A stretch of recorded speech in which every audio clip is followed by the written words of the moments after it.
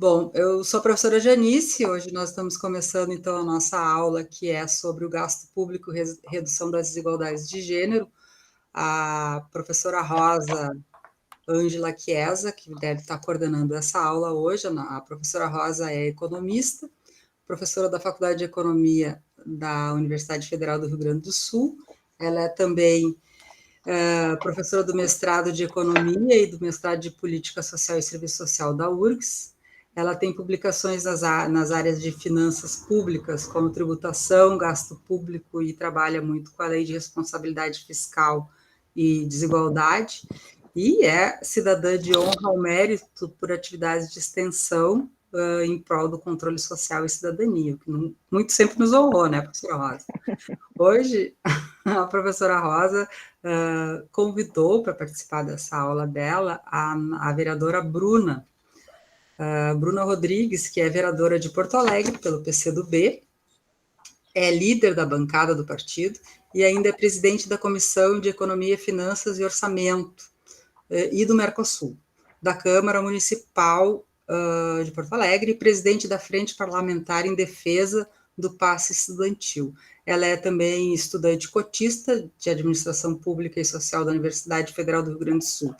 E a Bruna, eu acho que ela também vai falar para nós hoje em relação à questão da pobreza menstrual. É isso que eu entendi que a professora Rosa também nos trouxe isso, né? Então,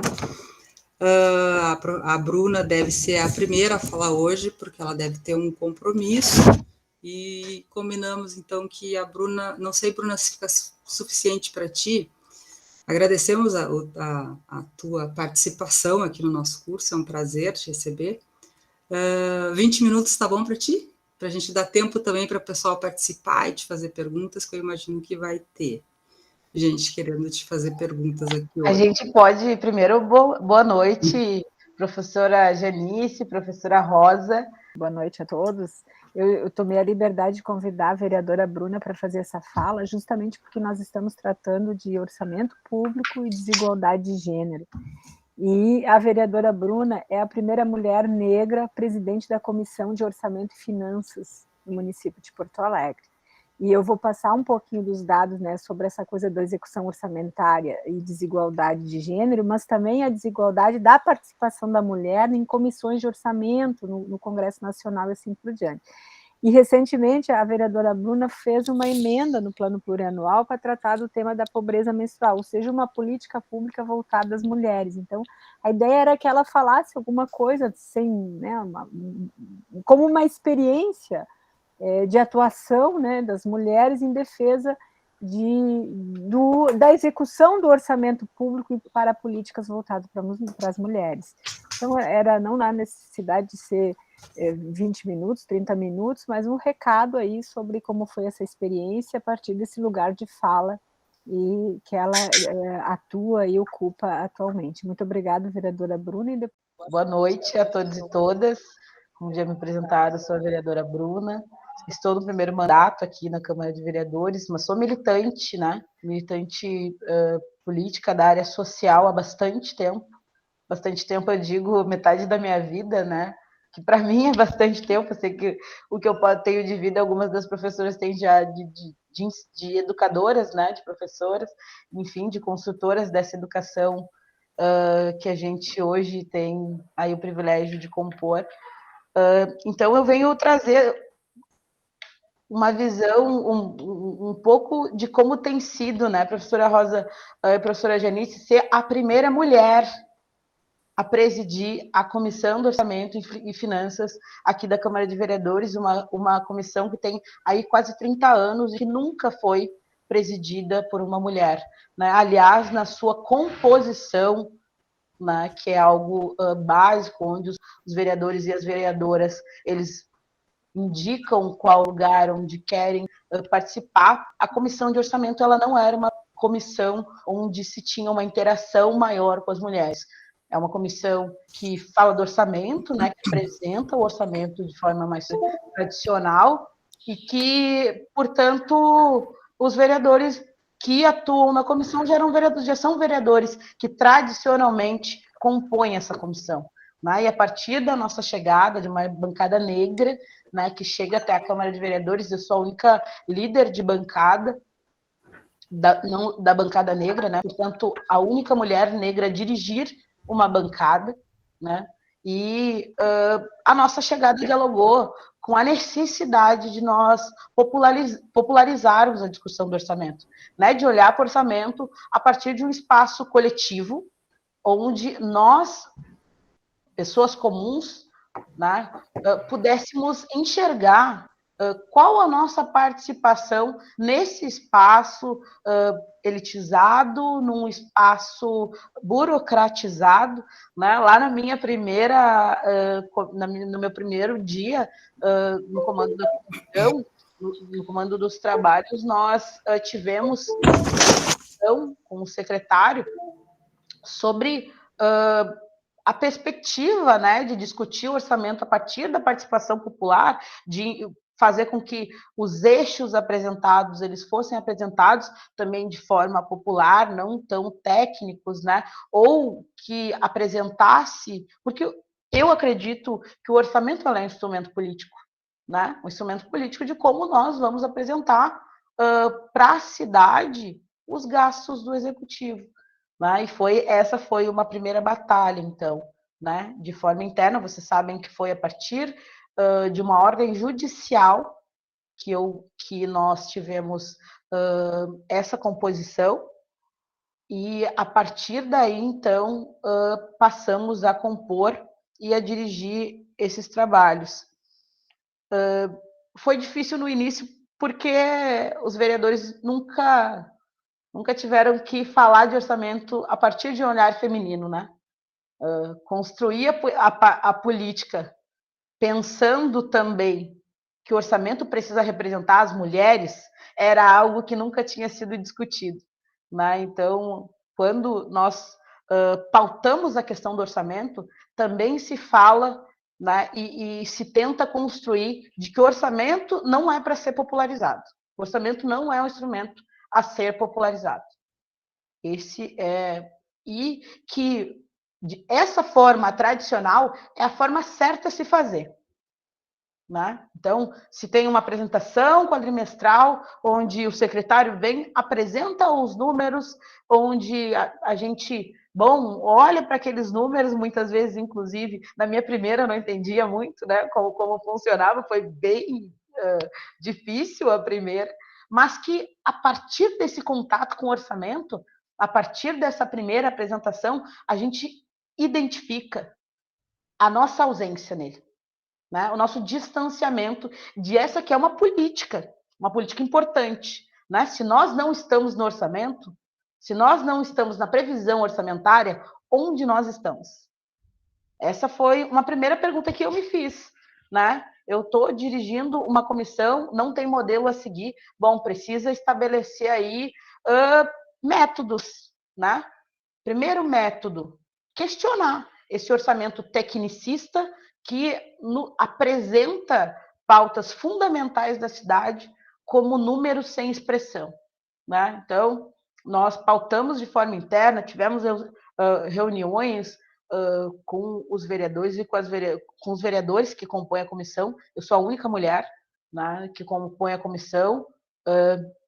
3 dos vereadores compõem essa comissão tradicionalmente, um dos vereadores com mais de 30 anos, inclusive, compondo essa mesma comissão, e chega uma guria, né, uma mulher preta que vem da vila e que chega querendo discutir popularizar o orçamento. Que coisa é essa? Né? Popularizar o orçamento é o quê mesmo? E nós começamos a pautar a necessidade de falar, de apresentar, por exemplo, a educação. O que nesse orçamento está vinculado às vagas na creche? Eu comecei a tentar, primeiro, identificar, tentar me encaixar, tentar olhar para o orçamento e também me enxergar onde eu estava ali, né, para que eu pudesse falar para as mulheres ou para a sociedade como um todo. Eu participei muito do orçamento participativo, foi parte da minha militância.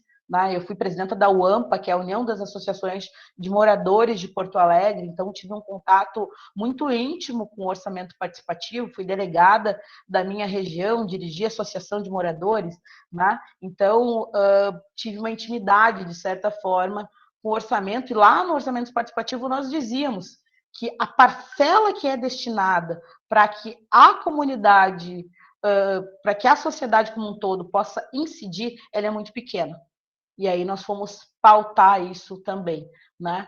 Então, nós fizemos aí, tivemos a primeira relatoria, chega o PPA, né?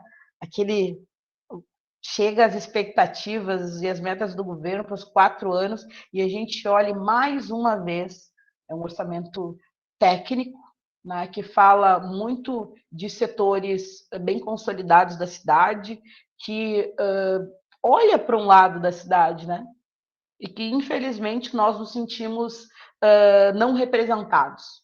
E como faz, então, para questionar? Mais uma vez, a gente se volta, então, para pensar e para elaborar formas, né, e emendas, métodos primeiro, porque não fui eu que fiz a primeira relatoria, foi o vereador Ferronato, então, dialogar com um vereador que não fosse tão... que não fosse de uma forma, de certa forma, tão governista, foi uma estratégia, né, de minimamente conseguir dialogar e pautar pautas que são fundamentais, como a pobreza menstrual, né? Quando nós olhamos, nós falamos muito dessa discussão de popularizar, mas o que é? Popularizar é as mulheres conseguir se enxergar, tendo recursos que vão para áreas fundamentais. Né? Eu conheci a política a partir da luta pela vaga na creche. Né? Eu tenho uma filha que hoje tem 16 anos, que se tudo der certo, daqui a um pouquinho está aí também nas cadeiras da universidade, e que nós falamos sobre a necessidade de fazer com que a educação se faça muito presente no orçamento.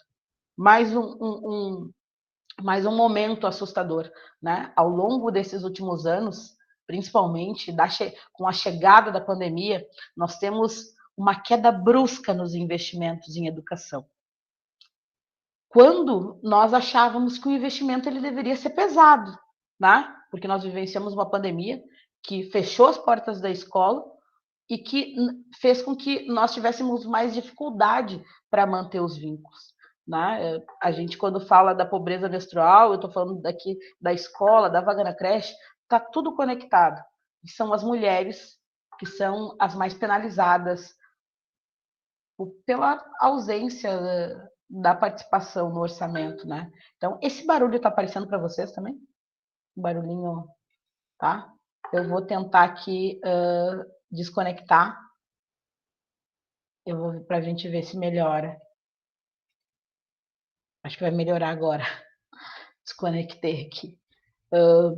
Mas é um pouco dessa conexão, né? Ao longo desse processo, algo que já fazia parte aí do nosso imaginário, mas nós não tínhamos tanta certeza ou convicção, porque era muito difícil de conseguir olhar para o orçamento e conseguir fazer essa distribuição, são as mulheres que menos fazem parte do orçamento, quando as políticas sociais são afetadas, né? Ou quando o orçamento ele é reduzido nas áreas como saúde, educação e assistência social.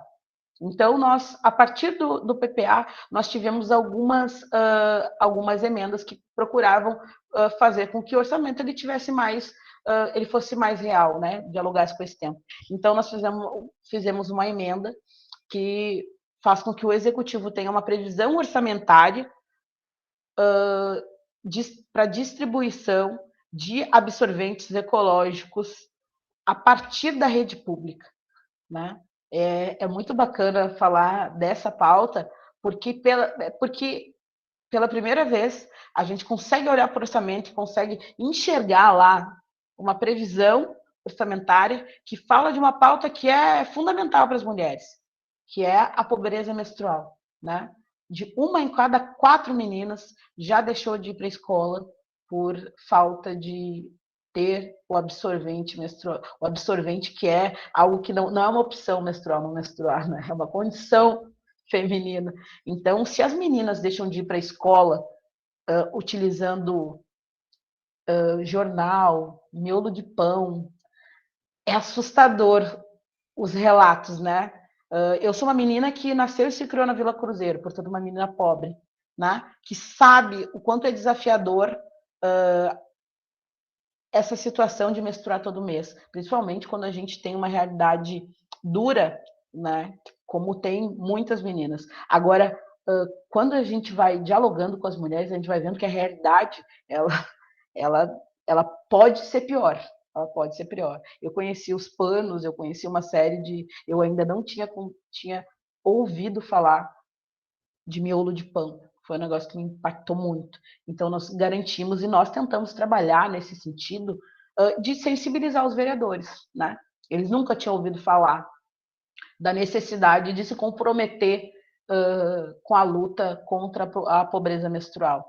Então, nós conseguimos aprovar essa emenda, portanto, ela foi para o orçamento do município e temos mais uma batalha agora com a Lua, né? Já passamos a LDO e temos com a Lua agora mais uma batalha política. Nós também fizemos uma emenda que dialoga com a necessidade da abrigagem de mulheres em situação de rua com crianças. Com a pandemia também aumentou o número de mulheres na rua e mulheres com crianças. Qual a realidade que a gente tem hoje? As mulheres, nós temos um número de abrigagens insuficientes, e dentro desse número de abrigagens insuficientes, nós temos também a realidade de que os abrigos não acolhem mulheres com crianças. Bom, né? Se a gente parar para pensar que são as mulheres, nós falamos isso, já são dados, já se materializou que são as mulheres as chefes de família, as mulheres que enfrentam os maiores índices de desemprego, são as mulheres que chefiam as suas famílias. Quando as mulheres elas ficam em situação de rua, elas ficam ainda mais marginalizadas, né? E nessa situação começou a chegar volumes de casos aqui para nós também, de mulheres em situação de rua com crianças que não conseguiam abrigagem. E aí nós vamos para o sistema, né? E nós identificamos que o sistema, ele potencializa, porque ele prefere não abrigar mulheres com crianças. Então, e aí os requintes de crueldade, né? Da ausência da política que tenha uma visão social que inclua as mulheres, que não faça do gênero um fator de exclusão, né? E são eu trouxe aqui duas das nossas emendas, nós tivemos emendas para o fortalecimento da atenção básica, que também são as mulheres que levam os seus filhos, né, para o posto de saúde. Nós tivemos emenda que se tratava da necessidade de ampliação do atendimento de cestas básicas, né, que fossem distribuídas a partir dos CRAS, né, dos Conselhos Regionais de Assistência Social, que tivesse um recorte de gênero, que olhasse para as mulheres chefes de família. Então, e o extrato disso, né, o que fica, professora Rosa, professora Janice e todos e todas que estão aqui com a gente hoje, é que a nossa chegada, né, ter uma mulher numa pauta e numa comissão tão específica como a do orçamento, ela sim tem impacto, né? A nossa chegada é uma chegada que olha para o orçamento de forma humanizada, pode fazer dele um espaço em que a gente consiga construir de forma mais participativa, popular e construtiva, né? Então, acho que o desafio, né? Eu sou estudante de administração pública e social, se tudo der certo em fase final, que é um desafio também, né? Eu fico pensando qual é o nosso desafio, né? E qual a nossa missão coletiva. E eu tenho certeza que é pensar formas de romper, né, esses bolsões de privilégio. Né? Discutir o orçamento não pode ser um espaço privilegiado.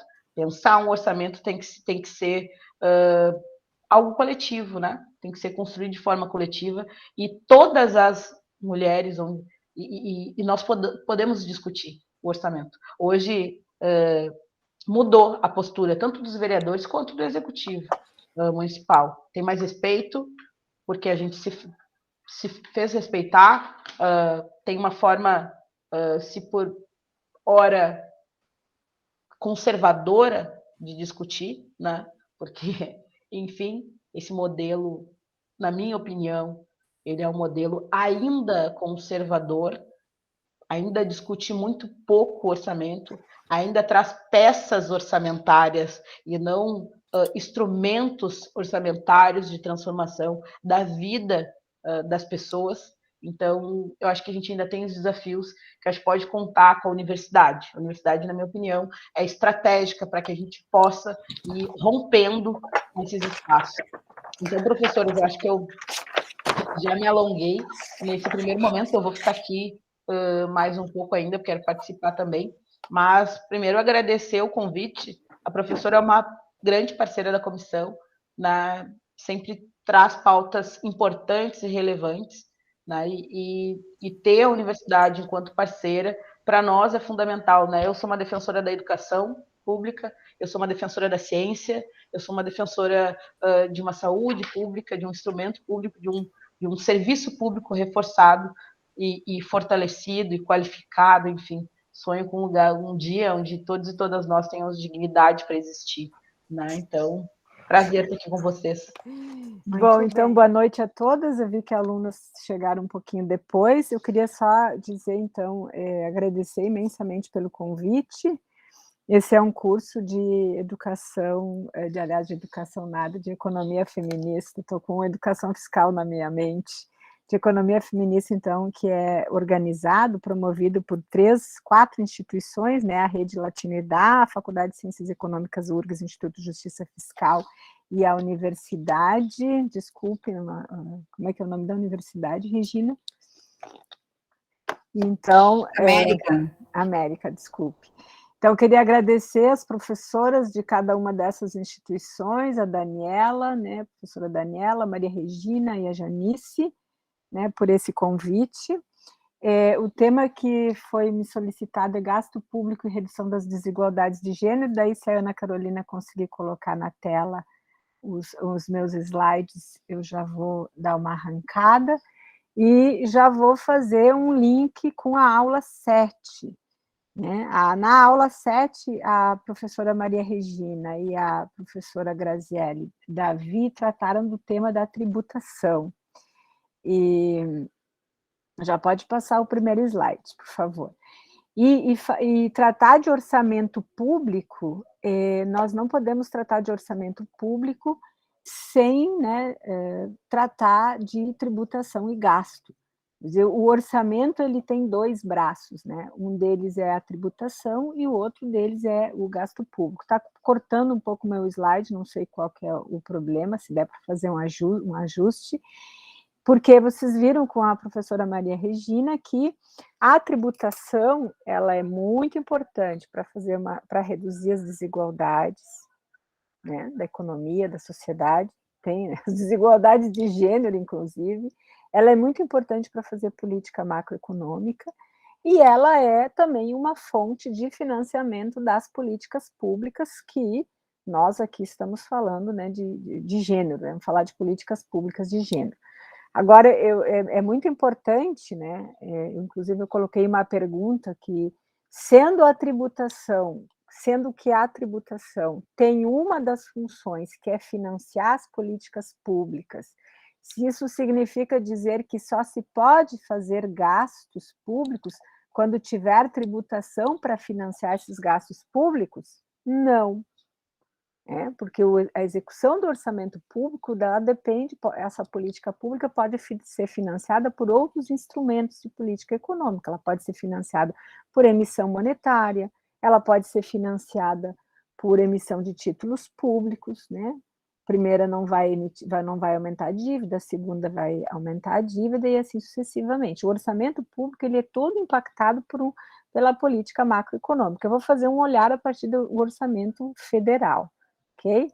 Então, né, pode passar na sequência, né, eu vou tratar do orçamento público como um instrumento técnico e um instrumento político. Eu não preparei essa aula assim para dizer, olha, o gasto público no Brasil ele está inserido num processo, num ciclo orçamentário de 3 etapas, onde tem o plano plurianual, que é de 4 anos, que estabelece diretrizes, objetivos e metas, a lei de diretrizes orçamentárias, que tem que ter o anexo de metas fiscais, riscos fiscais, e depois o orçamento e a classificação do gasto. Não é objetivo fazer uma aula tratando das questões técnicas, mas tratando das questões do olhar da política, que envolve o orçamento público. Porque esse orçamento público, ele né, o orçamento, historicamente, o orçamento, seja ele federal, estadual ou 5.570 orçamentos dos municípios, os 26 orçamentos dos estados, do Distrito Federal e o orçamento da União, todos eles são resultantes dos episódios de disputas no campo das políticas públicas. Né? E daí, nesse sentido, né, acho que a importância desse curso na segunda edição é capacitar, né, para possibilitar, compreender, interpretar a atuação do Estado com essa missão aí de identificar qual o Estado que queremos. E esse Estado que queremos, Estado federal, Estado municipal ou Estado estadual, né, justamente para a gente poder enxergar o quanto esse orçamento público atende às políticas de gênero e, se não atende, quais são as políticas públicas que nós propusemos, pensamos, construímos e que se inserem nesses desafios da economia feminista no mundo contemporâneo. Então, é um pouco esse olhar, e a partir dessa introdução, então, já pode passar para o próximo, por favor. Aí é um pouco a estrutura, né, a partir dessa, acho que passou 2, a partir dessa fala, então, já vem, então, o sumário, introdução, que nessa breve introdução, eu queria falar, então, um pouco sobre Estado e orçamento público, o orçamento público e os seus aspectos políticos, falar um pouco dos mitos da austeridade fiscal, falar um pouco do efeito da Emenda Constitucional 95 sobre as mulheres, sobre o gasto gênero, e tem um livro que foi publicado pelo INESC no ano passado, que usei bastante.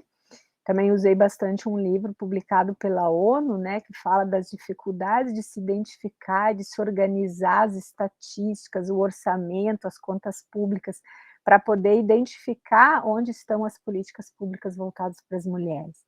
E, por fim, então, essa desestruturação do Estado, gasto e desigualdade de gênero, que eu acabei de falar, pensar um pouquinho quais são as reflexões finais e quais os desafios aí para a inserção das mulheres, né, que são as cuidadoras, e que, mais do que cuidadoras, né, me lembrei de uma figura aí de um jovem indiano que fez um desenho, né, da mãe dele lavando, passando, arrumando a casa, enfim, fazendo todas as tarefas da casa, e toda vez que ele saía e se encontrava com o pai, perguntava para o pai o que a mãe fazia, o pai respondia: a mãe não trabalha.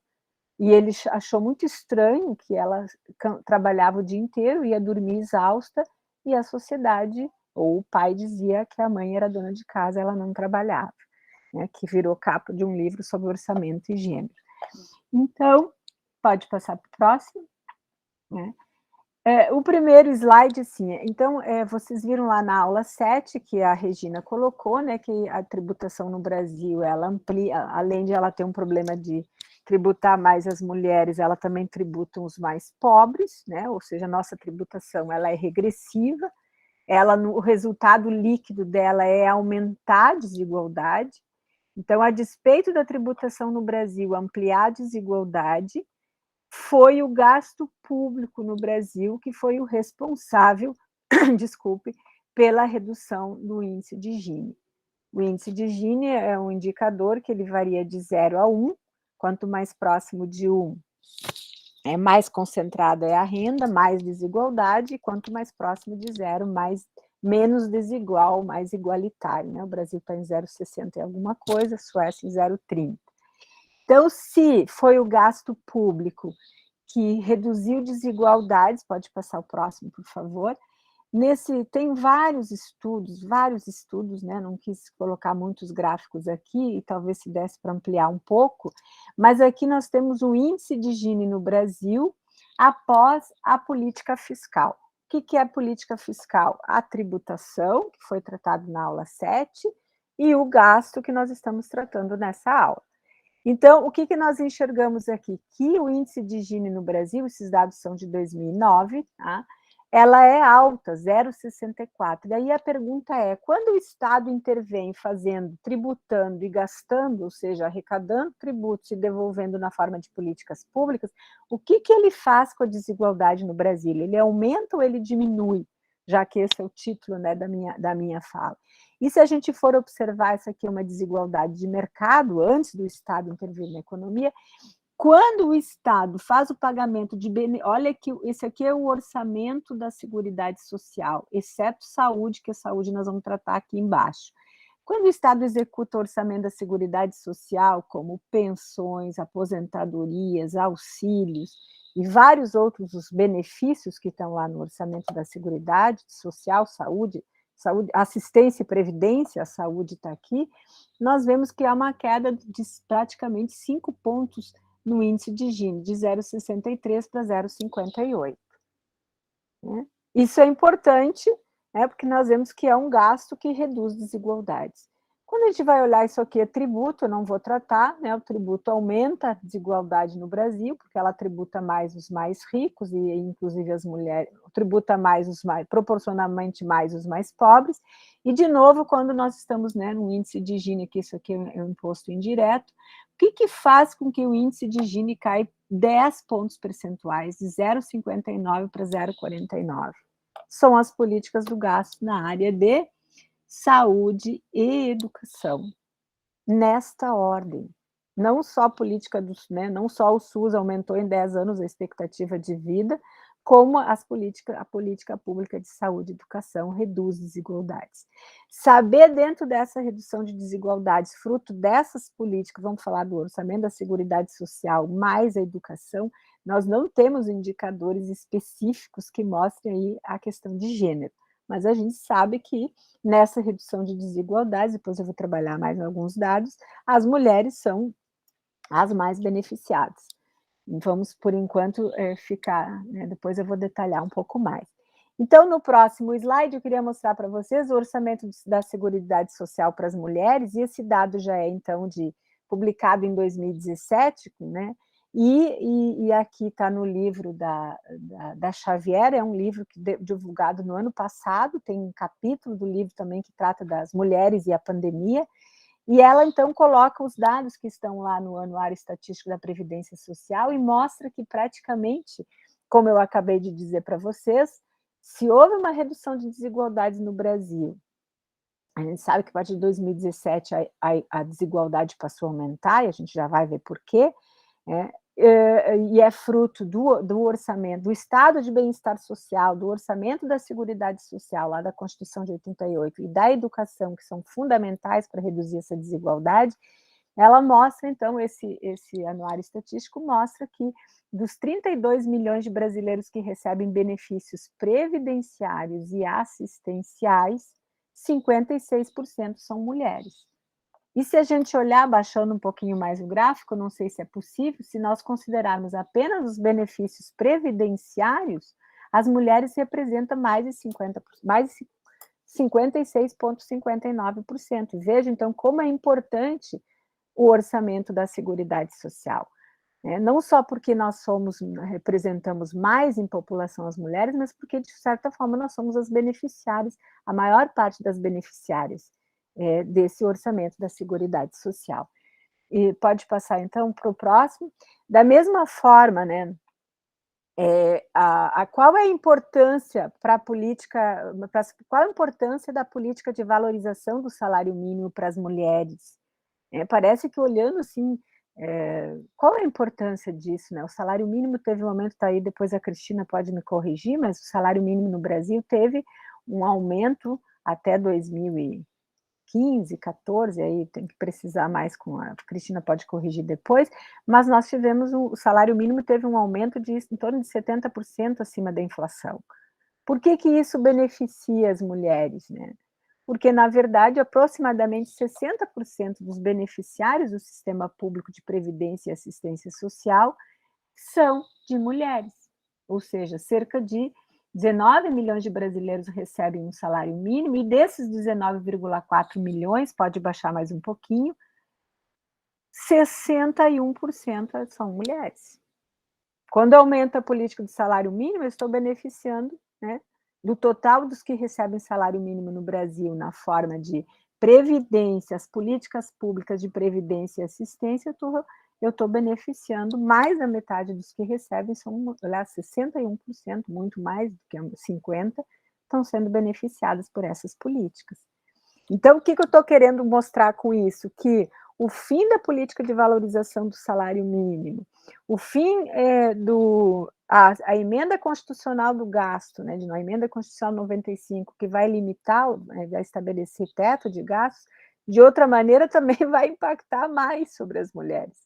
Então, vou tratar um pouco da emenda constitucional 95 também nos próximos slides. E ainda no próximo, se tu puder passar, Ana, por favor, o que a gente observa, né, que ainda em relação à importância do sistema de previdência e assistência, né, a Seguridade Social, a saúde não está aqui porque a gente vai tratar em separado, é importante registrar que, embora as mulheres representam a maioria dos brasileiros idosos, né, que recebem amparo institucional pelo INSS, pode já subir mais um pouquinho, o que nós observamos aqui?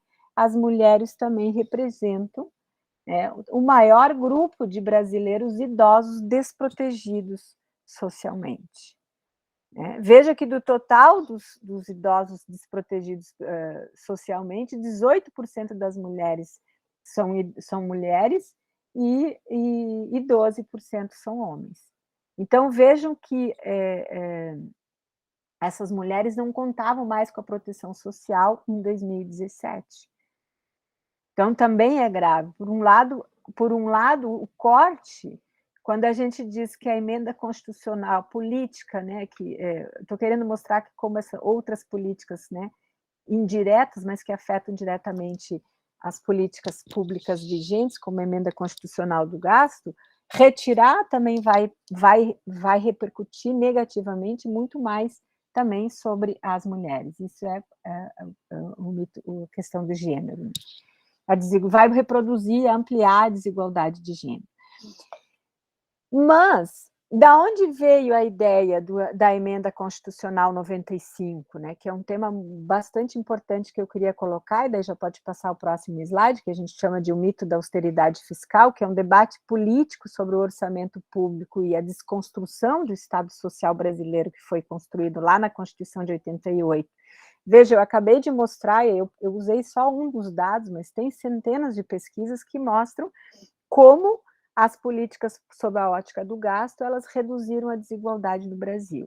E eu mostrei para vocês que a redução dessa desigualdade no orçamento da Seguridade Social em especial beneficia muito mais as mulheres.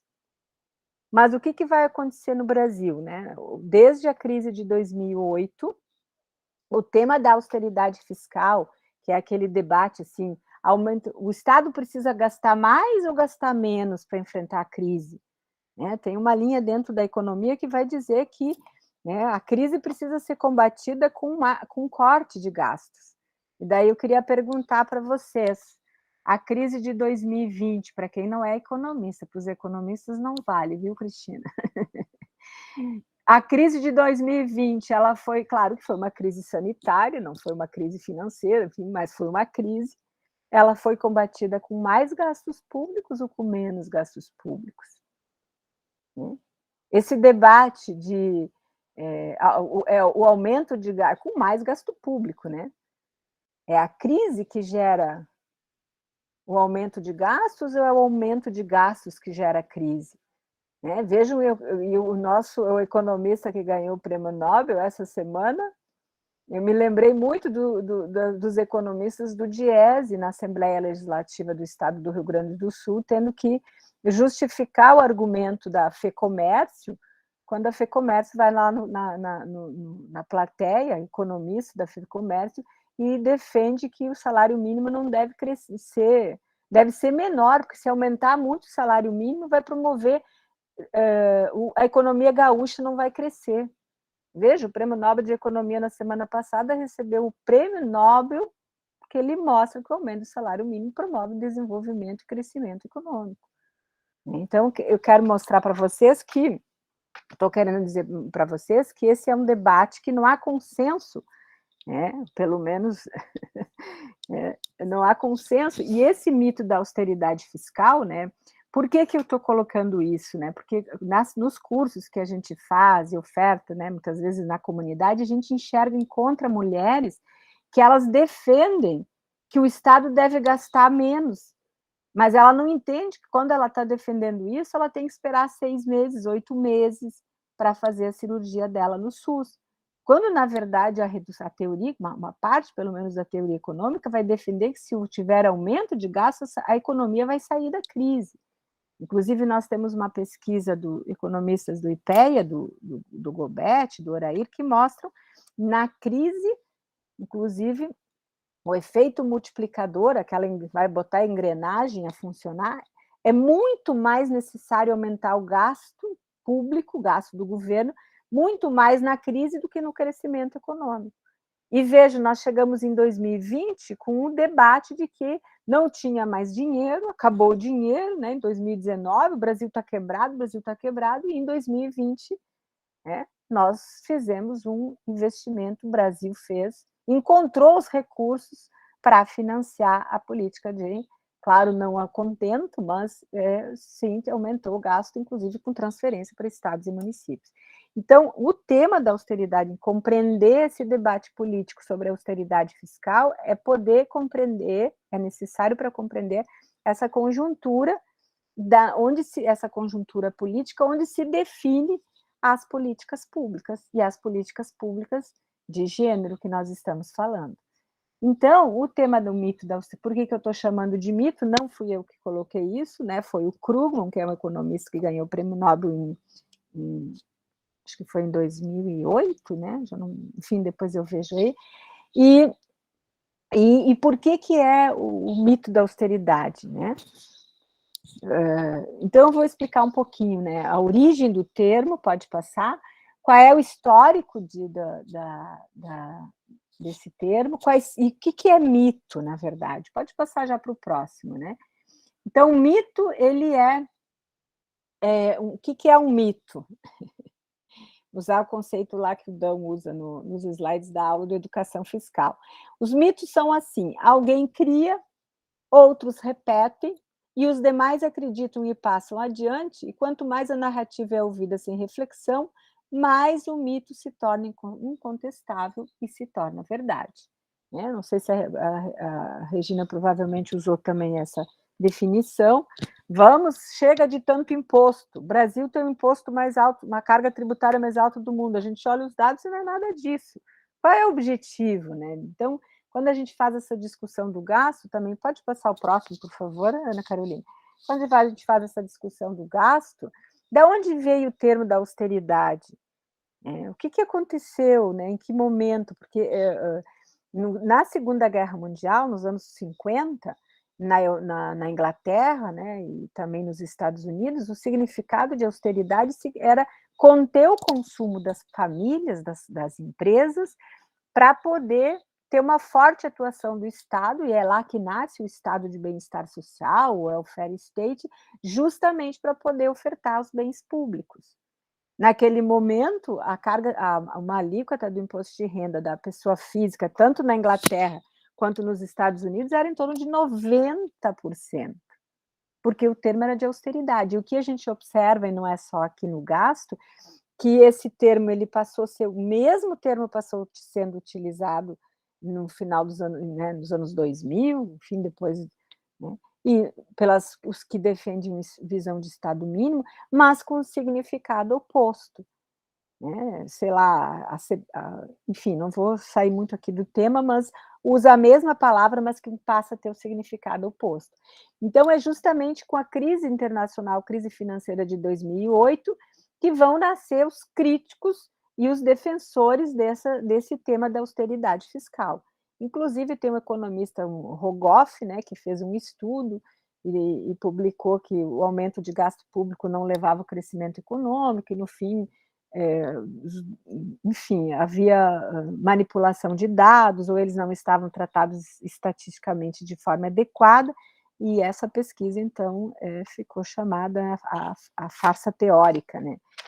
Então, nesse contexto, pode passar, nesse contexto, qual é a origem da palavra austeridade? Não existe, a austeridade não tem origem na economia. É um termo que os defensores do Estado mínimo, os defensores do corte de políticas públicas para as mulheres, para os homens e para aqueles que mais precisam do Estado, né, buscaram lá na filosofia moral. E qual é o significado, se vocês pegarem o dicionário, né, que em 2008 ele foi uma das palavras mais procuradas no dicionário inglês, foi justamente a palavra austeridade. E ela tem significado, tem raízes na filosofia moral, e ela aparece na economia como se fosse uma palavra inventada, um neologismo, né, sobre esse tema. Que significa o quê? Né? Significa rigor, que significa disciplina, que significa prudência, que significa reprimir comportamentos perdulários e dispendiosos. Ora, eu pergunto para vocês, quem não é a favor desses elementos? Ninguém é favorável a desperdício, a ser, né, não ser uma pessoa rigorosa, com disciplina, né? Mas vejam, esse é um sentido que ele se adequa para um indivíduo, não para um governo, não para um Estado. E a estratégia política que vai ser utilizada pelos defensores do Estado mínimo, que vão defender o corte de políticas públicas e de gênero, né, que ao fim e ao cabo as mulheres são as mais prejudicadas, eles vão usar justamente esse argumento como se o Estado, né, e aí pode baixar um pouquinho, né, como se, assim, por associação no plano econômico, eles fazem essa analogia, como se esses elementos também fossem úteis ao governo, e vão fazer uma associação, então, para o corte de gastos públicos. Pode passar para o próximo, então. Então, assim, por essa associação no plano econômico, vai dar origem à política de cortes de gastos do Brasil.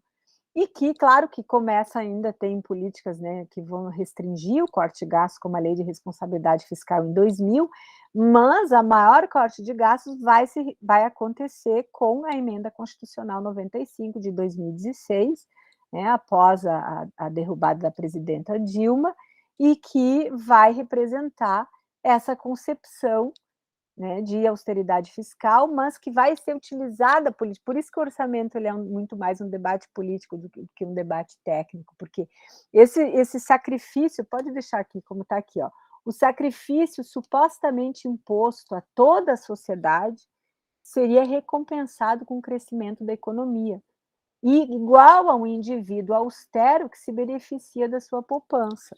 Ou seja, os defensores dos cortes de gastos públicos, eles fazem uma transposição de supostas virtudes do indivíduo, um indivíduo austero, equilibrado, né, para o plano público, para o plano de governo, sem as adequações necessárias e as mediações necessárias, uma vez que um governo não tem as mesmas características humanas e tampouco um governo tem as mesmas funções, né, que o indivíduo tem.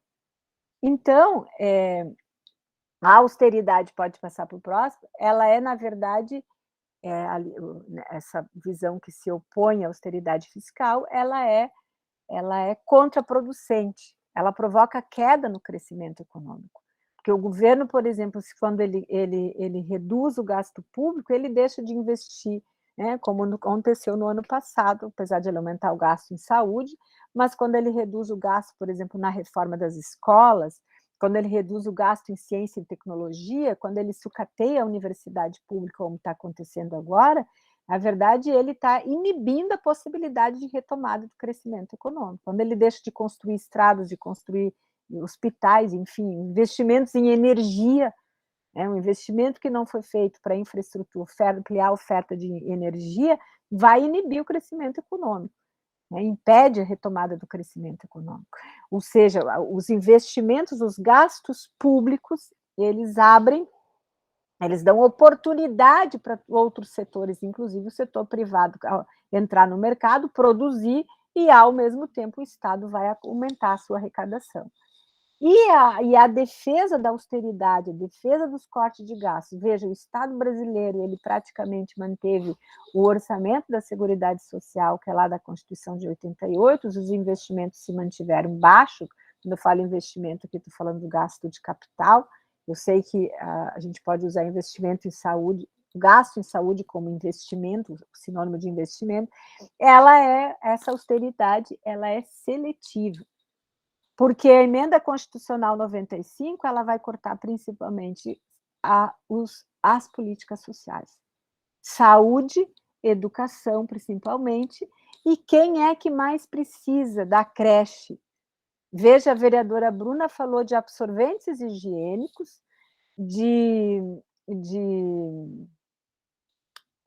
os espaços para hospedar mulheres que estão na rua com crianças, que não possibilitam.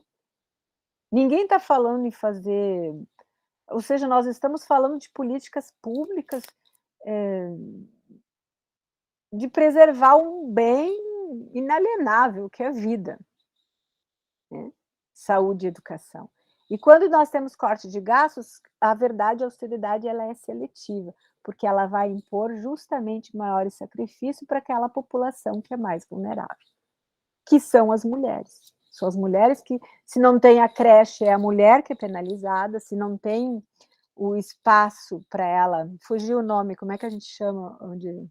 Se não tem abrigo que receba mulheres moradoras de rua com filhos, elas é que são vítimas, né? Quando o idoso, né, se não tem o BPC, né, como houve a tentativa de reduzir o programa de benefício continuado, bolsa de benefício contínuo, programa de benefício continuado, na verdade, as mulheres, como elas representam o maior número de idosos no Brasil, serão elas que também serão mais prejudicadas, e nós estamos, então, na verdade, né, essa é a população que depende mais dos gastos sociais, porque é a população que mais sofre com desemprego.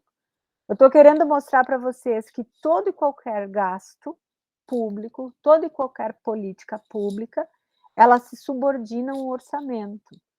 E esse orçamento, mais do que ele tem que se subordinar à técnica, né, enfim, né, as classificações do gasto, as normas contábeis, lá da Lei 4320 de 1964, do equilíbrio fiscal previsto na Lei de Responsabilidade Fiscal, né, ela, na verdade, esse orçamento ele é aprovado, o parlamento leva em consideração um entendimento político. E quando ele entende que é preciso ter corte de gastos como a emenda constitucional 95, é um orçamento que não vai ter políticas públicas de gênero. Então, mais do que, digamos assim, saber buscar ou identificar quais são as políticas, é um movimento que ele precede, ou seja, ele é fruto das disputas políticas da sociedade. E refutar o termo da austeridade fiscal, de certa maneira, eu acredito, não sei se a Janice, a Daniela e a Cristina, né, talvez eu tenha outras alunas da história, outras áreas da economia, mas eu acredito sim que nós estamos virando o ciclo, né? Quando a gente observa que após a crise que nós estamos vivendo, que parece que o ápice foi em 2020, agora em 2021, uma parte de 2021, mas que há uma mudança no sentido de o Estado voltar a ser, menos no Brasil, infelizmente, o Estado ter um papel condutor do desenvolvimento econômico. Né? Os Estados Unidos estão fazendo isso, a Europa está fazendo isso. O fato de um economista receber o prêmio Nobel em função do que ele preconizou, da sua teoria, já é um indicador muito importante de que nós estamos virando esse ciclo. E de que o próprio Krugman vai mostrar que países que reduziram o gasto, reduziu o crescimento econômico. Então, vejo que é uma disputa política e que são argumentos utilizados, nesse caso da austeridade, um argumento utilizado, que é um conceito que vai ser bebido lá na fonte da filosofia moral. E aí, fruto, pode passar, Ana Carolina. Não sei se alguém tem alguma pergunta. sei se eu estou muito rápida, muito devagar. Hoje eu aprendi uma que o professor tem que falar rápido, falar devagar, desculpa, para o aluno aprender rapidamente. Não sei se funciona muito bem isso. Então, o Krugman, né, e outros economistas, enfim, estudiosos de gastos públicos, vão dizer o seguinte: por que que a austeridade é um mito? Por que que a austeridade fiscal é um mito? Porque vocês já devem ter ouvido muitas pessoas, inclusive eu vi mulheres da periferia dizendo para mim: o Estado não pode porque não tem dinheiro. Aliás, né, enfim, vou me deter aqui.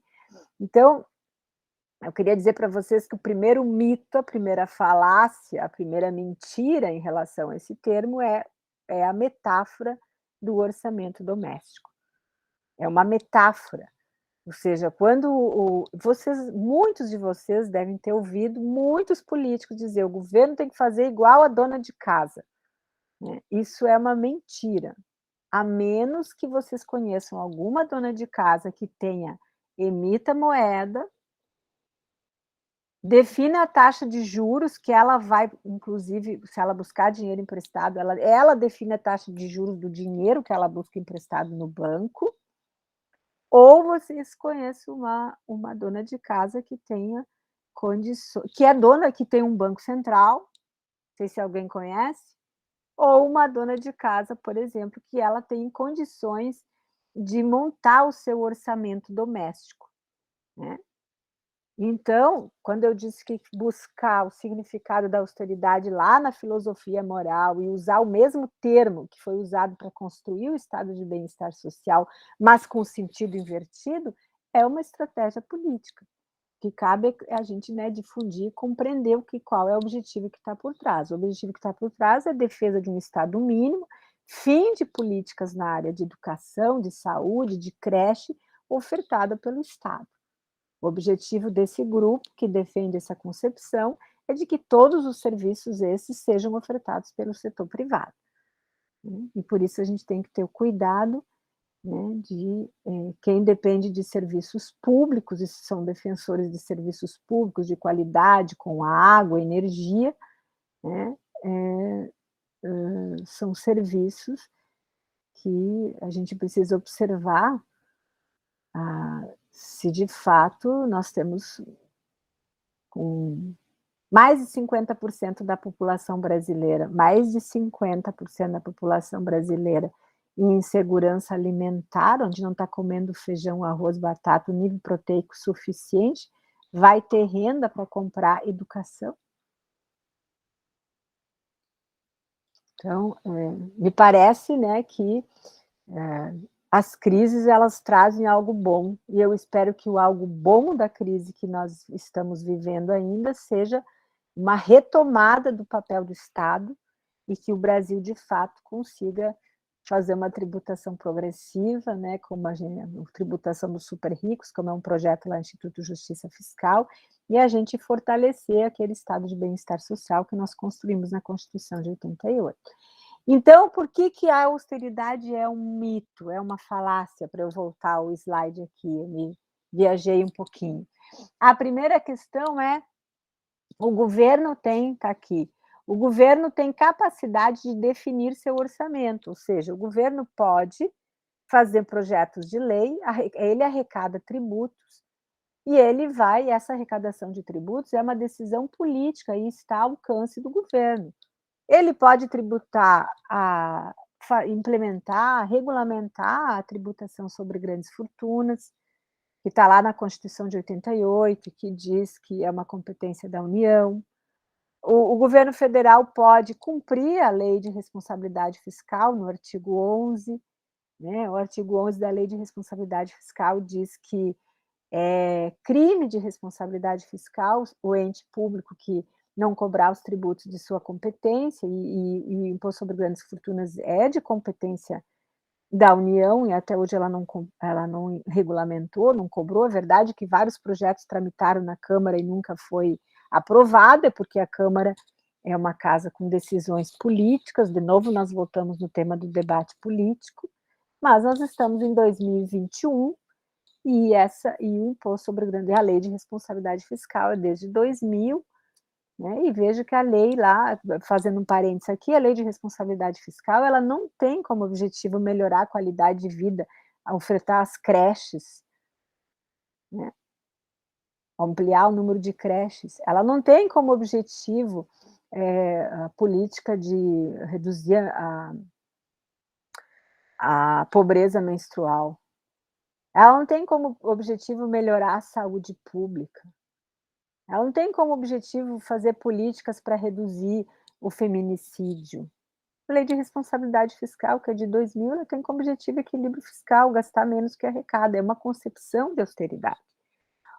Nós seguramos esse momento, né, essa concepção de Estado mais mínimo durante um período, e a partir de 2016, com o governo Temer, começa a primeira grande medida, que é a Emenda Constitucional 95, que tem toda essa concepção aqui, né, da austeridade, cujo debate se aprofunda a partir da crise financeira de 2008. E por que é um mito? Então, veja, o governo ele define o seu orçamento, né? Ele pode decidir tributar mais um grupo, né? Tributar os super ricos, por exemplo, né? O IJF tem um projeto de tributação dos super ricos que daria, né? E super ricos é um grupo muito pequeno de pessoas, não pense que se tem uma Range Rover e tu é rico, não é não, né? E aí teria a possibilidade de fazer uma arrecadação de 360 bilhões, depois a Regina pode corrigir, mais ou menos isso, né?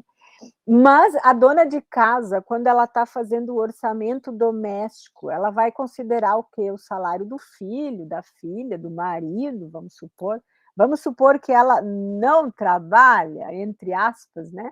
Ela trabalha 15 horas por dia, mas ela não tem renda, ela não tem previdência, né?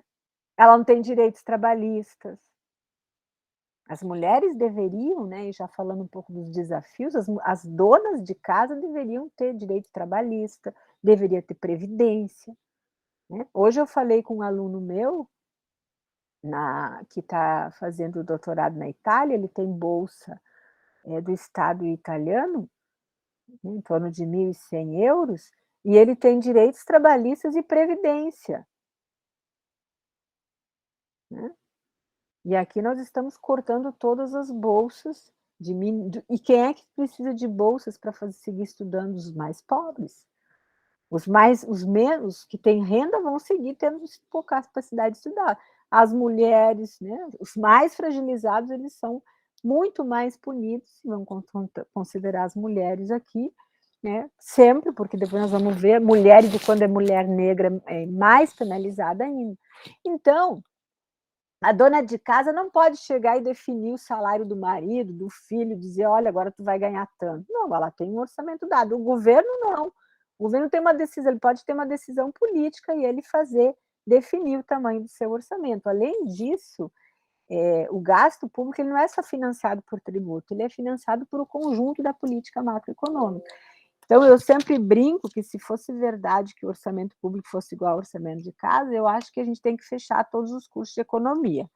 Não tem mais por quê, porque toda a complexidade da política macroeconômica, veja, quando o Banco Central agora é independente, que é outra falácia, manuseia a taxa de juros, ele eleva a taxa de juros, e ao elevar a taxa de juros, ele aumenta o gasto público, o gasto que está no orçamento.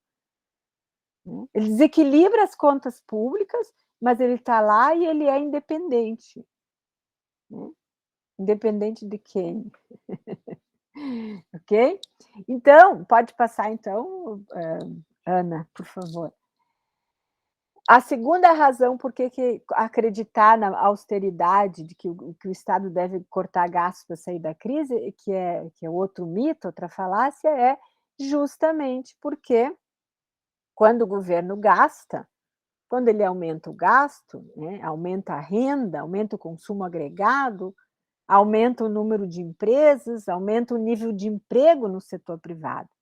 E tudo isso faz com que a economia, né, a máquina, a engrenagem da economia, ela entra num nível de atividade econômica crescente, e isso faz com que o Estado aumenta, o governo aumenta a arrecadação. Então, tem uma frase que tem um economista, né, que acho que o Kalec que usou, né, as famílias gastam o que arrecadam.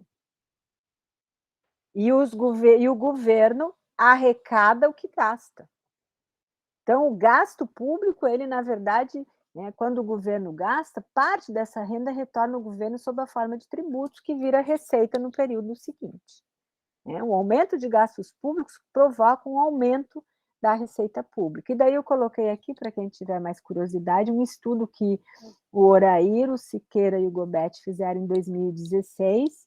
A pergunta deles era o seguinte: vamos considerar o Brasil 2002 a 2016, um período de ascensão econômica e depois um período de crise econômica já em 2015, e vamos ver qual é o resultado, qual é o efeito do gasto num período de ascensão. Quando é mais importante o governo aumentar o gasto? Num período de ascensão econômica ou num período de crise? Claro que ele analisou também renúncia e outras questões que eu não vou tocar aqui, porque o nosso foco é gasto. Mas, na depressão, o efeito multiplicador do gasto público é muito mais importante. E esse efeito multiplicador significa o quanto, né, o quantas vezes, né, depois se tiver alguma pergunta, as outras economistas podem me ajudar a explicar, né, quantas vezes aqueles R$100 ele vai reproduzir R$150, né, em função da velocidade do dinheiro, em função do número de transações que aquele mesmo dinheiro faz, né. Então, veja, o que eles mostraram, que é mais importante aumentar o gasto público na crise do que na ascensão econômica. O aumento do gasto público do governo federal no ano passado para pagar a renda básica, a renda emergencial, os estudos mostram que se não tivesse havido a renda emergencial, a queda do PIB teria sido de 9%, e não de 4%, né? 4% foi a queda do PIB. Veja, ele impediu, o aumento de gasto em 2020 impediu que a economia se aprofundasse, né, caísse mais para o buraco. E por isso que eu disse que justamente essa crise que está mostrando que nós estamos, talvez, saindo dessa fase de Estado neoliberal, de concepção de redução do tamanho do Estado para a execução das políticas sociais. E a outra questão, daí, se puder passar, Ana Carolina, que é a terceira razão pela qual quero explicar a razão da metáfora, né? Por que não se pode falar? É uma falácia dizer que o orçamento público é o orçamento da dona de casa, né? Então, eu não sei se eu estou usando aqui os termos corretos, mas, enfim, é aquilo que eu falei inicialmente. As famílias a dona de casa não emite moeda, a dona de casa não tem um banco central, a dona de casa não define a taxa de juros, a dona de casa não tem capacidade de emitir títulos públicos na sua própria moeda, e aí não é ela que define taxa de juros, e o governo faz tudo isso. Né? O governo, quando faz isso, inclusive, ele interfere na taxa de juros, e quando ele interfere na taxa de juros, ele aumenta os gastos que estão lá no orçamento. E se ele precisa ter equilíbrio fiscal, ele vai cortar onde os gastos? Na saúde, na educação, nos gastos que restam. Né? Porque o orçamento da Seguridade Social, ele representa hoje em torno de 35% de cada R$100, agora eu vou olhar a receita, de cada R$100 arrecadados, R$35 é arrecadação para o orçamento da Seguridade Social. É o maior orçamento. Né? Mas é receita, e ele tem que ser destinado para a despesa. Como diz a Constituição brasileira, tem um orçamento fiscal, orçamento da Seguridade Social, saúde, assistência e previdência. Okay? Então, vejo que não, né, se a gente sair dessa aula e vocês aprenderem que orçamento público não é igual ao orçamento e não deve ser igual ao orçamento gestado, igual ao orçamento da dona de casa, todo mundo vai tirar 10 no final da aula. Ok? Então,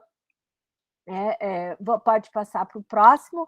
O segundo, aí tem dois autores que vão dizer, né, o Pedro Rossi, lá da Unicamp, e a Esther Dweck, no livro deles de 2018, que é Economia para Poucos, o nome do livro, eu deixei nas referências para quem tiver interesse, Portanto, a metáfora que compara os orçamentos público e familiar é dissimulada e desvirtua as responsabilidades de que a política fiscal, tributação e gasto, tem na economia em seu dever de induzir o crescimento e amortecer os impactos dos ciclos econômicos na vida das pessoas. A política fiscal tem como objetivo amortecer os impactos dos ciclos, e vejo que o outro estudo mostra que no ciclo de crise econômica, o gasto público ele tem muito maior um efeito multiplicador, é o remédio mais adequado. Eu sempre digo que quando estamos em crise, se aumentar a mesma dosagem do remédio, ou seja, continuar cortando gastos na crise, não tem como não ter no final o resultado, né? É a mesma coisa que aquele paciente que ele está piorando, e o médico aumenta a dosagem do mesmo remédio, ou seja, no final não vai ter outro diagnóstico, senão cirurgia, ou enfim, bem-sucedida, paciente morto, ok? Então, o segundo, daí agora sim, o outro mito da austeridade fiscal é que o Paul Krugman, que eu falei para vocês, que é Nobel de Economia de 2008, ano da crise, pode passar, ele vai chamar de a fada da confiança. É importante. O que é a fada da confiança, né? Porque os autores que defendem que deve-se cortar gastos para que a economia retome, volte, que se saia da crise, eles acreditam que se o governo cortar os gastos, né, e ter equilíbrio fiscal, haveria uma melhoria no ambiente institucional e essa melhoria no ambiente institucional estimularia os investimentos privados. Ora, os investimentos privados, eles dependem de um conjunto de variáveis. Um presidente que não fale média de 4 fake news por dia, um presidente que dissimula, né, por exemplo, conflitos cotidianamente que afugentam os investimentos. Desde 2019, 13 grandes empresas saíram do Brasil, inclusive empresas que estavam lá naquela área onde não paga tributos, cujo nome eu sempre esqueço, em Manaus. Alguém me ajuda? Regina. Zona Franca. Zona Franca. Na Zona Franca de Manaus. O investimento depende da taxa de juros, depende da expectativa dos empresários, depende da disponibilidade de mão de obra, enfim, não depende se o governo tem equilíbrio fiscal ou não. Então, isso, como diz o Paul Krugman, é uma fantasia. Fantasia. Por um lado, os governos seriam reféns de vigilantes invisíveis da dívida e que teria uma fada de confiança, uma varinha punindo os governos que não têm equilíbrio fiscal. E daí esse próprio autor vai fazer uma pesquisa, pode passar o próximo slide, e mostrar que os países europeus que mais cortaram gastos públicos foram os países que menos cresceram. Então, está aí o texto, se alguém quiser acompanhar. E bem embaixo aqui, se puder, não sei se dá para ver, eu coloquei uma referência, um texto que foi apresentado pela Dweck, o Pedro Rossi e outros autores no encontro de economia política que aconteceu no Rio em 2018. Não sei se está conseguindo bem devagarinho, que é justamente os exemplos desses países que cortam gastos e países que aumentam gastos, né? O que está acontecendo como resultado, para quem tiver interesse em continuar. Então, né, tem o texto do Krugman, tem o texto Esse debate ele é fundamental para a gente discutir política, né, de gênero.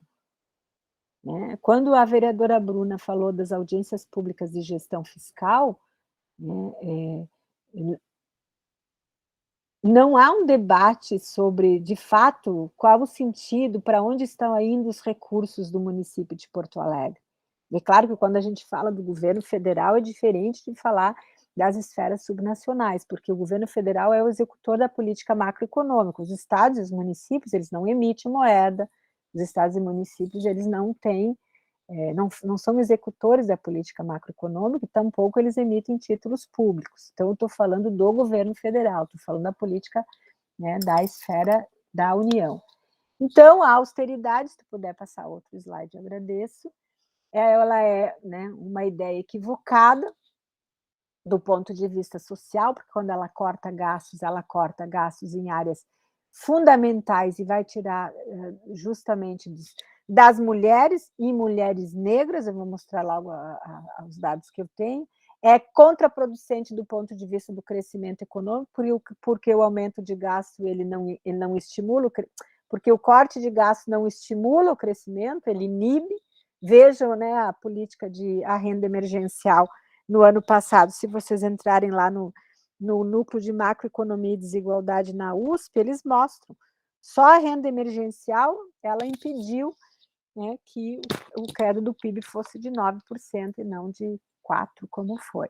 E ela também é contraproducente à austeridade em relação ao equilíbrio fiscal, porque quando cortar gasto, o Estado vai arrecadar menos.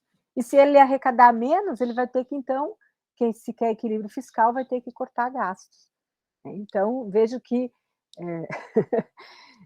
o que veio antes, não é uma estratégia, eu pergunto para vocês, não seria uma estratégia do governo difundir o tema da austeridade justamente porque inibe o crescimento econômico, arrecada menos, e ao arrecadar menos tem menos receita, e daí teria uma justificativa perante a sociedade, olha, eu não posso mais gastar porque eu não tenho mais arrecadação, né? Quando na verdade é exatamente o oposto, né? Então, os autores vão dizer que trata-se de uma imposição de interesses de um grupo econômico, de uma classe social. A sociedade ela não é, a sociedade é uma sociedade de conflitos, não uma sociedade de violência, mas é da natureza da sociedade ela ser de conflitos, até mesmo entre nós mulheres, nós temos conflitos de ideias. A gente pode construir uma política pública, nós vamos precisar dialogar, convencer, né? É na retórica que a gente vai convencer. Então, essa é uma imposição dos interesses de uma classe social. Vocês podem observar nas mídias tradicionais, vocês nunca vão ver um economista da universidade, né, sendo entrevistado sobre o tema de gastos.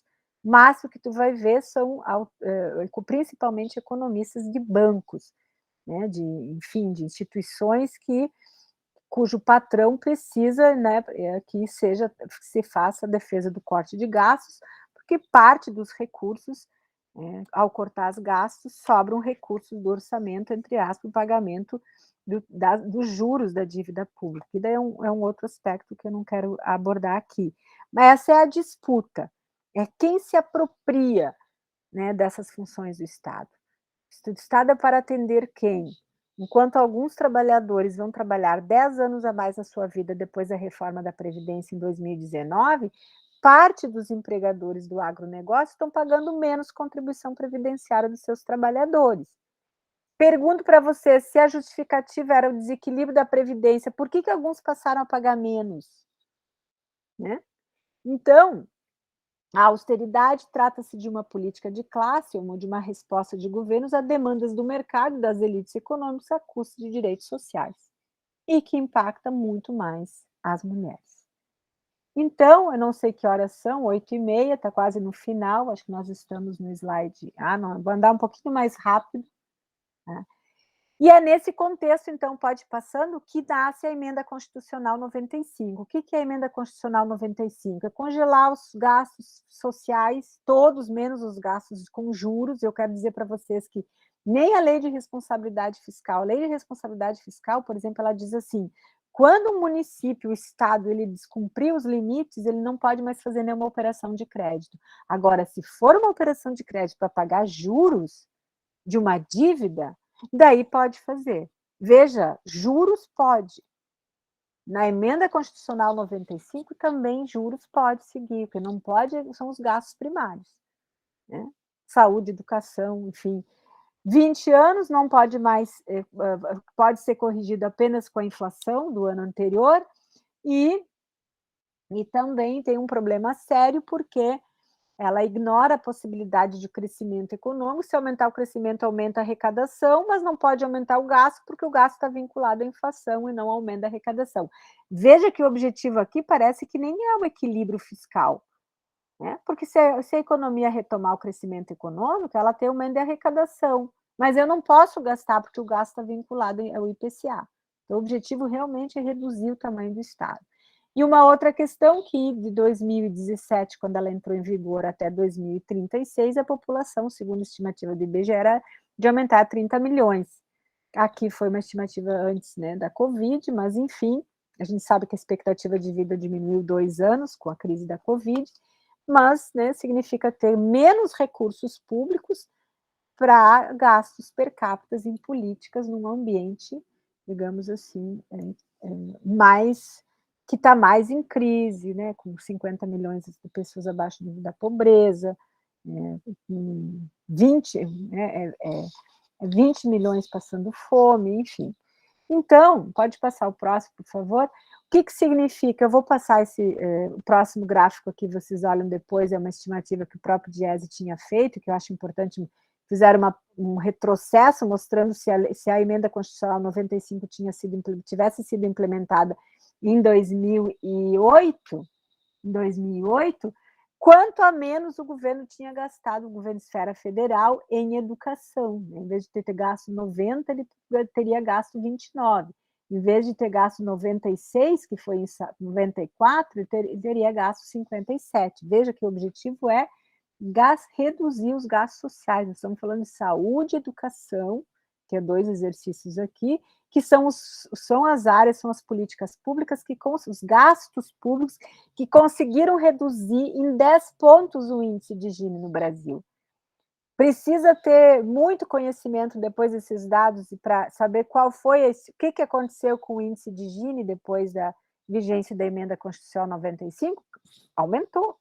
Pois se a educação e saúde tinha essa função quando esses gastos são cortados, há um aumento do índice de Gini. E o próximo slide daí, né, eu mostro, né, que em 2036 o gasto público PIB, que era em torno de 20% lá em 2017, 1º de janeiro de 2017, com a emenda constitucional 95, em 2036, vai estar alguma coisa de 12%.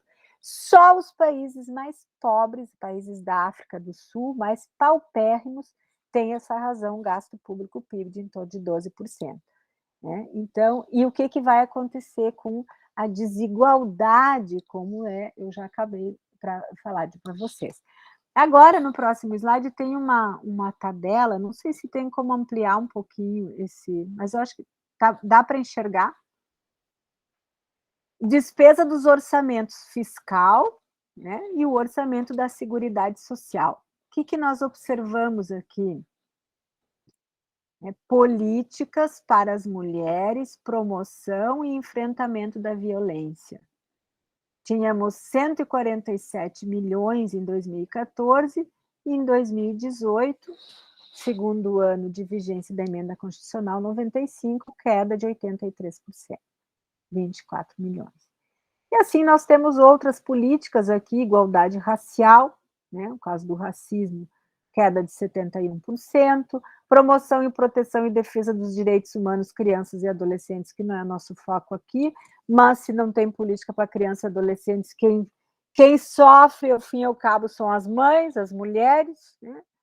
Então, queda de 86%, reforma agrária e a questão do conflito no campo, 86%.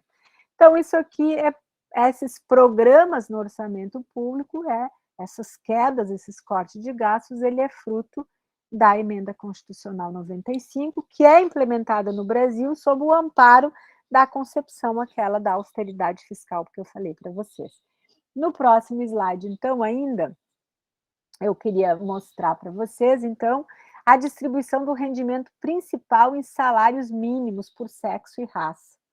É chocante quando a gente olha esses dados, o que aconteceu em 2014, né, o último ano do primeiro mandato da presidente Dilma, quando o Brasil tinha taxa natural de desemprego, que era algo em torno de 4%, 5%. Se a gente observar,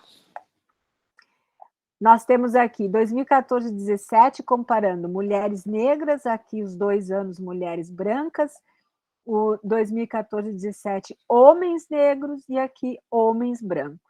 Quando nós olhamos para quem é que recebe, qual é o percentual desses 2 grupos, de gênero e raça, né?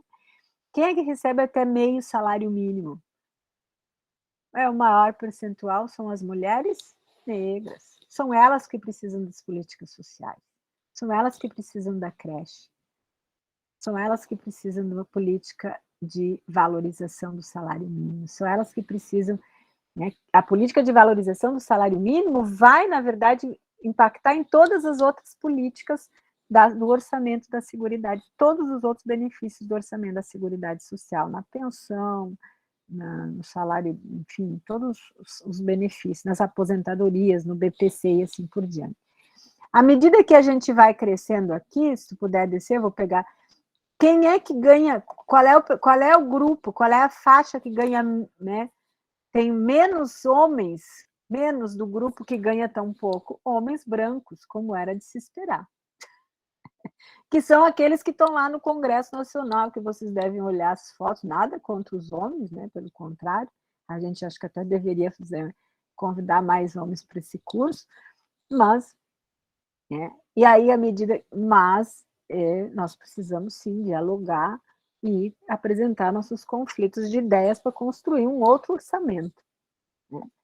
E à medida que a gente vai, se você puder subir um pouquinho, Ana Carolina, obrigada. Aí vou ver quem é que ganha mais, acima de 20 salários mínimos. Das mulheres negras é 0,1% das mulheres negras. E os homens brancos são os que, grupo etário e de gênero, raça e gênero, não é etário, raça e gênero, são os que mais ganham. Então, nós temos aqui, né, a renda por gênero e por raça. Na medida que esses faixas de renda vai se elevando, diminui radicalmente as mulheres negras e vão aumentando as mulheres brancas, que também não é tanto aqui, mas principalmente vai aumentando os homens brancos.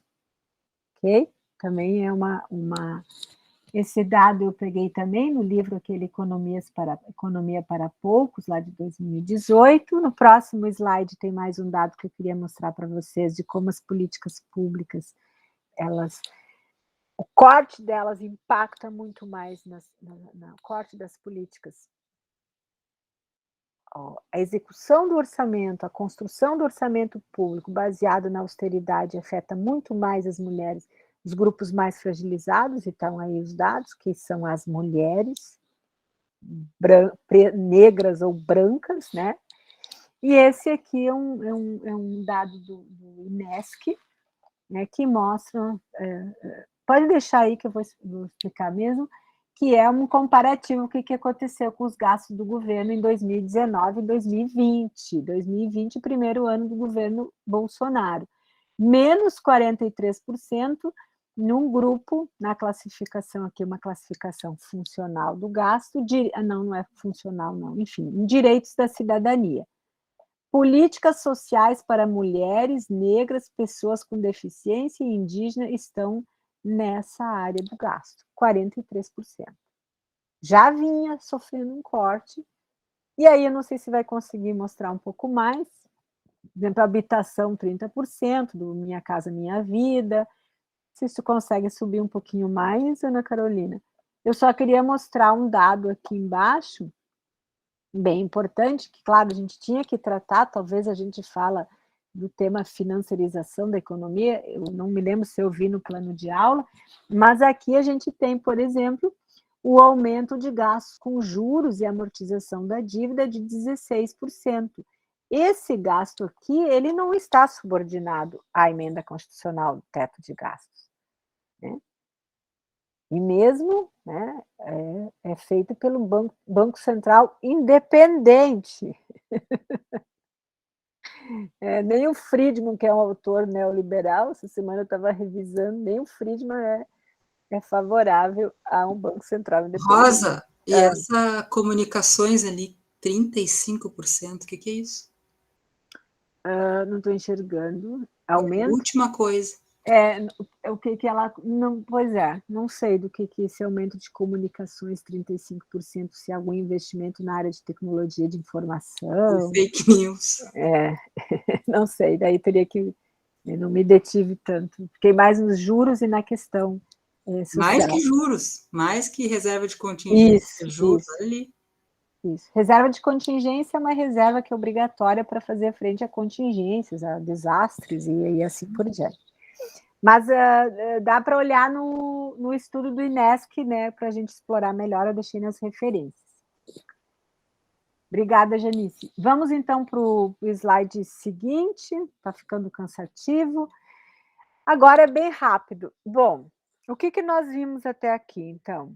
Como o orçamento público ele depende de decisões políticas, essas decisões políticas elas estão amparadas numa certa hegemonia no que se difunde na sociedade sobre qual é o papel do Estado, né? E isso vale também para a tributação ser progressiva ou regressiva, ou seja, qual é a correlação de forças políticas que estão mandando nesse país, né, no parlamento, enfim, esse orçamento ele está subordinado nas suas diferentes instâncias, tem as regras, tem as leis que têm que ser cumpridas, mas tem o debate político. E como a austeridade fez com que, apesar de no passado recente, lá os dados de 2009, e tem vários estudos do Instituto de Pesquisa Econômica Aplicada mostrar que foi, os dados, na verdade, desde o final dos anos 90, tem um aumento de gastos. E esse aumento de gastos vai reduzindo a desigualdade. E quando nós chegamos em 2016, quando se aprova no governo Temer a Emenda Constitucional 95, que é o chamado ponte para o abismo, quer dizer, ponte para o futuro do Temer, nós começamos a ter essa demonstração de gastos e o aumento da desigualdade. Então, isso é do ponto de vista da construção do orçamento, e um orçamento voltado para quem? Né? E o corte do orçamento, a austeridade, prejudica, né, muito mais quem mais precisa, que são as mulheres. Mulheres mais pobres e negras são as que mais são prejudicadas. Então, como está a participação política das mulheres, né? Que é um pouco o que eu coloquei ali, as mulheres e a participação política e as mulheres no debate orçamentário. Nós somos 51% da população brasileira, nós representamos mais de 50%, né? Muito próximo, dá para guardar os 51%. 51% da população brasileira, 51% dos votantes, dos eleitores, e nós temos uma baixíssima participação nas comissões que tratam da matéria orçamentária. Daí agora eu vou passar bem rapidinho para a gente ter uns 10, 15 minutos para trocar uma ideia. Pode passar então, Ana Carolina. O próximo slide, ele vem participação feminina na Câmara de Vereadores. Na Câmara de Vereadores, nada, na Câmara dos Deputados. Em 82 era 2% a participação feminina. Em 2018, pode passar um pouco mais, chegou a 15%. É bom, evoluiu, mas é muito baixo. Pode passar para o próximo slide. Nossa participação política, né? A nossa participação política no debate orçamentário, né? Aqui é a participação feminina no Senado Federal. Veja, em 82 nós não tínhamos mulheres senadoras, mas que bom, chegamos em 2018 com 15% representação de 13%, é isso, né? É positivo, né? Cresceu, mas é muito pouco. E depois também, no outro gráfico, que é o gráfico 3, nós temos a participação feminina na comissão comissão mista do orçamento, que é aquela comissão mais importante que tem, que debulha o orçamento, que analisa as emendas, que diz o que é constitucional e inconstitucional. Vocês lembram dos anões do orçamento lá no passado, né? Algumas... A Janice deve lembrar, né, Janice? Nós somos contemporâneos. Quantas mulheres participaram da comissão mista de orçamento? Por isso que eu fiz o convite à vereadora Bruna, porque é importante, né? Eu participo das audiências públicas de gestão fiscal da Comissão de Orçamento e Finanças na Câmara de Porto Alegre. E ter uma mulher com a origem dela tem uma representação política importante, né? Inclusive para que ela pudesse, enfim, conhecer vocês, enfim, abordar um pouquinho. Então, quantos que nós temos? 4% de mulheres em 1990, agora são 15%. Mas vem cá, nós somos mais de 51% da população, então somos 51% dos eleitores, né? por que essa participação política? Então, se a gente olhar aquele livro ONU e Mulheres, que mostra, né, o que foi feito no Brasil, na América Latina, para aumentar a participação política das mulheres, né, como as cotas, sim, tudo isso é muito importante, mas ainda é pouco, né? Então, no próximo, de novo, para mostrar com os relatores das LDOs, né? O que são as LDOs? Eu optei por não falar de plano plurianual, de LDO, Lei de Diretrizes Orçamentárias, e do próprio orçamento enquanto a técnica, né? Vejam, 2 mulheres participaram, foram relatoras da LDO desde 1990. 30 anos, em 30 anos, e 27 homens, se nós representamos mais de 50% da população brasileira. Sim, as cotas são importantes, e recentemente foi aprovado mais uma medida, né? Eu espero que as mulheres que nós não sejamos usados, né, como foi nas últimas eleições, para ganhar recurso dos fundos e serem candidatas laranjas. Na sequência, daí no outro gráfico, que daí seria uma comissão muito mais importante, é relatores da LOA, Lei Orçamentária Anual, que é o orçamento. É se debruçar, debulhar, fazer as emendas, né? Enfim, parece que nós temos até um orçamento secreto no Brasil, que seria um crime, né? Mas parece que o crime depende de quem o pratica, não é mais se é crime ou não. Então, o que nós temos aí? Relatores gerais da Lei Orçamentária entre 1990 e 2019, uma mulher. Né? Então, veja a nossa participação, nós precisamos ampliar a nossa participação política. Né? Mais uma vez, porque, né, justifica porque eu convidei a Bruna. Bom, diante disso, quais são os nossos desafios? E era um pouco, estava no título, né? Pode passar, por favor? São os desafios e perspectivas. Aí eu botei aquela figura que eu achei muito legal, que é um retrato de mulher que não trabalha, entre aspas. É um desenho feito por um menino indiano, pois ouviu que o pai sempre apresentava a esposa dizendo: ela fica em casa, ela não trabalha. E o menino viu que a mãe sempre estava ocupada o dia todo e ia dormir muito cansada.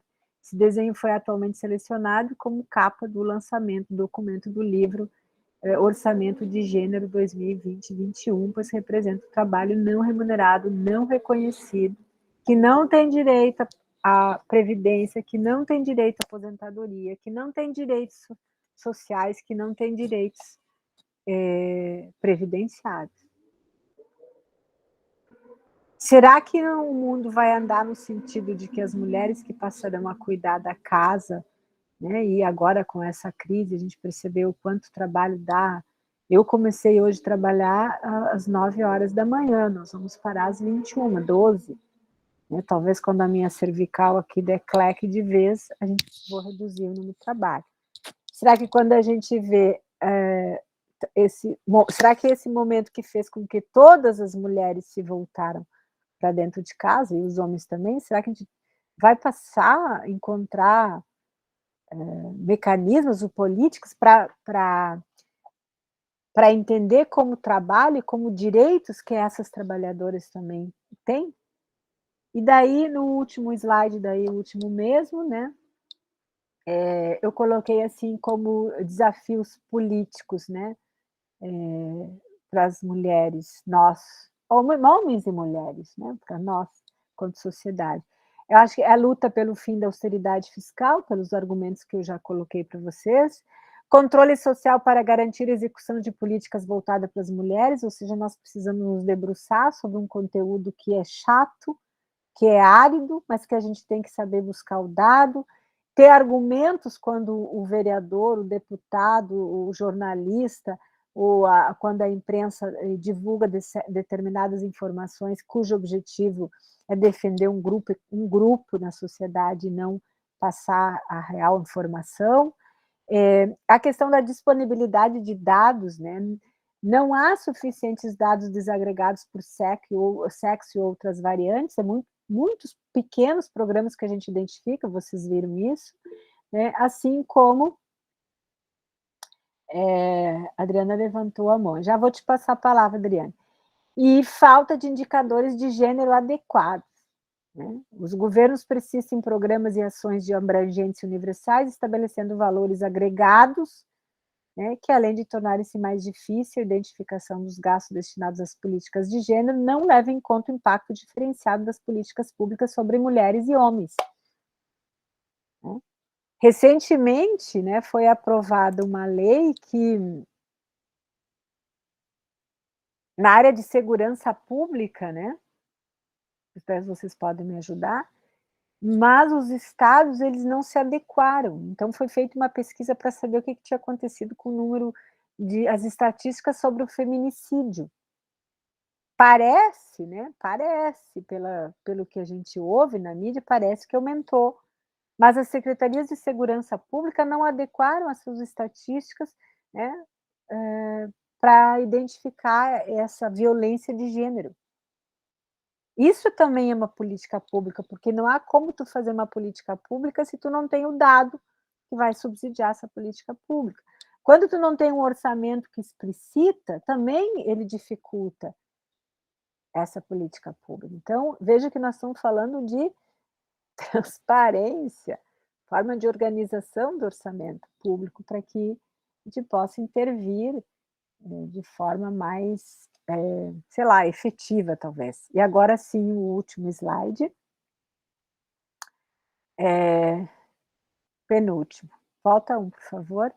Então, o que seria como desafios e perspectivas? Como a gente construir espaços de intervenção nos orçamentos públicos, né? Tem as audiências públicas de gestão fiscal, que os 5.570 municípios precisam fazer a cada 4 meses, os estados são obrigados a fazer e a União também.